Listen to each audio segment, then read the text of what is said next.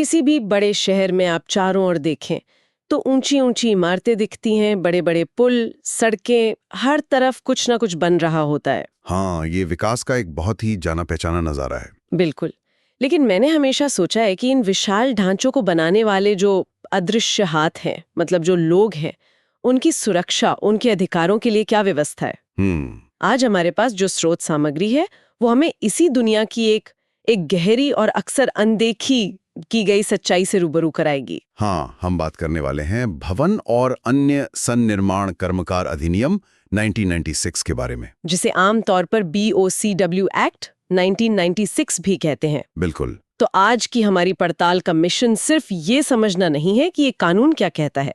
हम इसके डिजाइन को समझने की कोशिश करेंगे, ये कैसे काम करता है, इसे चलाने वाला पैसा कहाँ से आता है, और सबसे जरूरी, कागज पर बने इस मजबूत किले और जमीनी हकीकत के बीच की खाई कितनी गहरी है। चलिए शुरू करते हैं। सवाल ही मतलब इस कानून की आत्मा तक ले जाता है।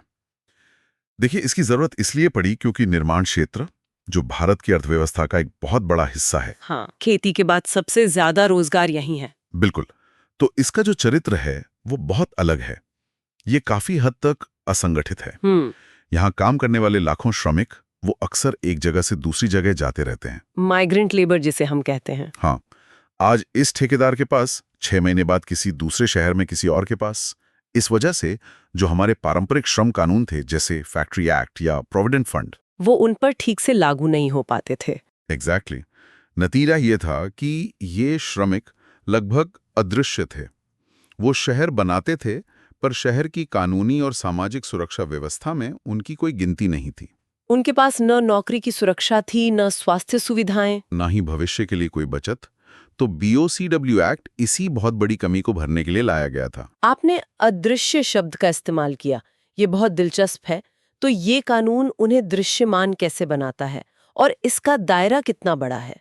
क्या ये सिर्फ बड़ी बड़ी रियल एस्टेट कंपनियों पर ही लागू होता है? नहीं, और यही इस कानून की सबसे बड़ी ताकतों में से एक है। इसका दायरा बहुत बड़ा रखा गया है। अच्छा। हाँ, ये सिर्फ आप कह सकती हैं गगनचुंबी इमारतें बनाने तक ही सीमित नहीं है। स्रोत के अनुसार यह हर तरह के निर्माण कार्य पर लागू होता है। हर तरह के मतलब इसमें इमारतें बनाना तो है ही, उनमें बदलाव करना, उनकी मरम्मत, रख रखाव, और इन्हें गिराना भी? हाँ, और उन्हें गिराना भी शामिल है।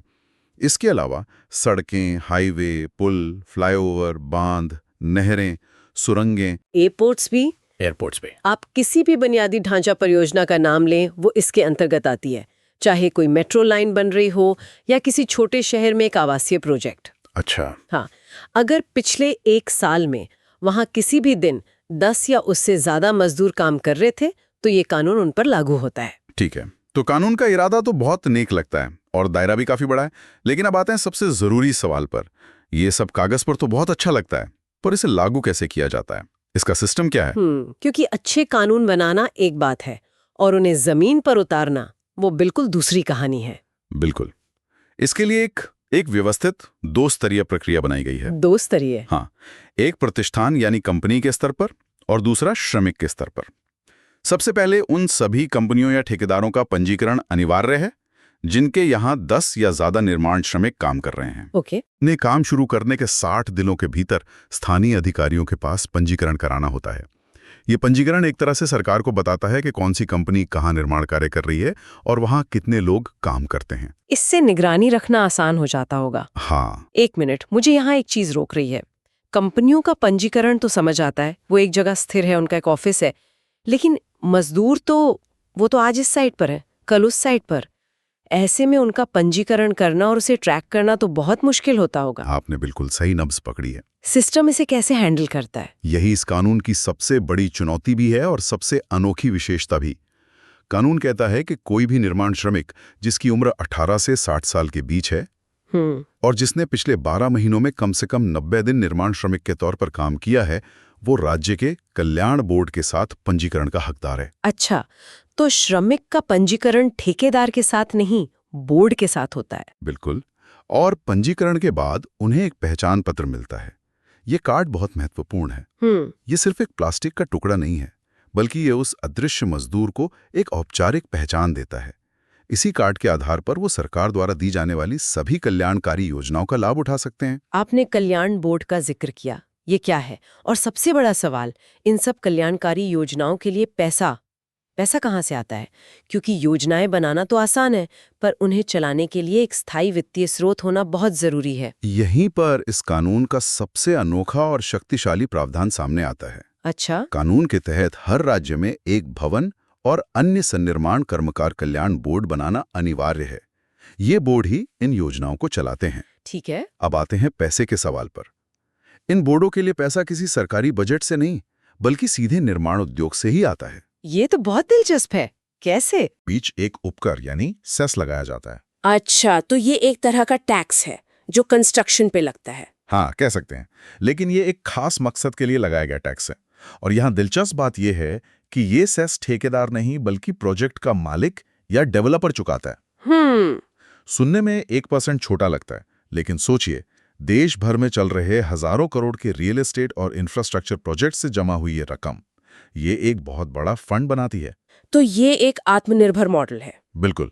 उद्योग खुद ही अपने श्रमिकों के कल्याण के लिए भुगतान करता है, बिना सरकारी खजाने पर बोझ डाले। तो ये सिस्टम उन पीएफ या ईएसआई योजनाओं से अलग है जिनके बारे में हम ज्यादा सुनते हैं। बहुत अलग, और निर्माण क्षेत्र की हकीकत को ध्यान में रखकर बनाया गया है।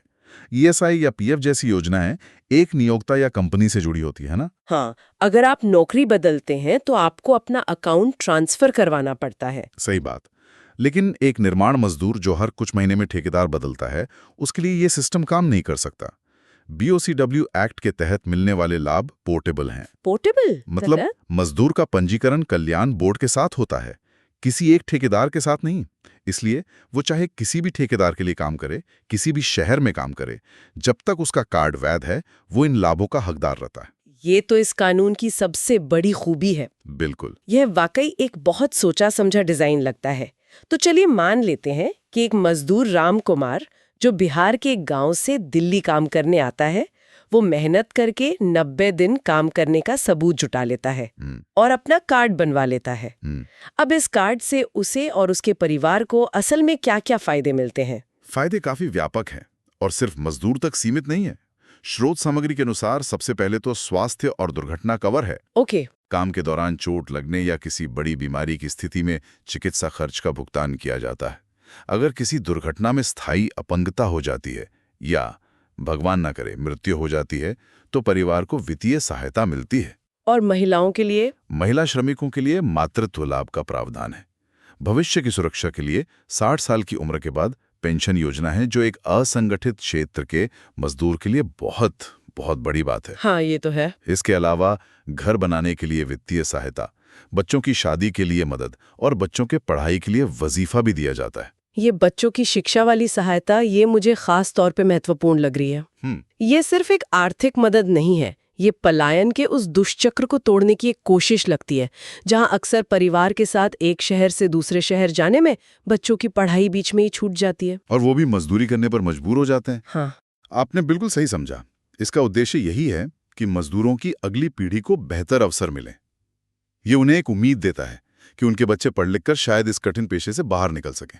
तो ये सिर्फ एक कल्याणकारी योजना नहीं बल्कि एक सामाजिक बदलाव का जरिया भी है। बिल्कुल।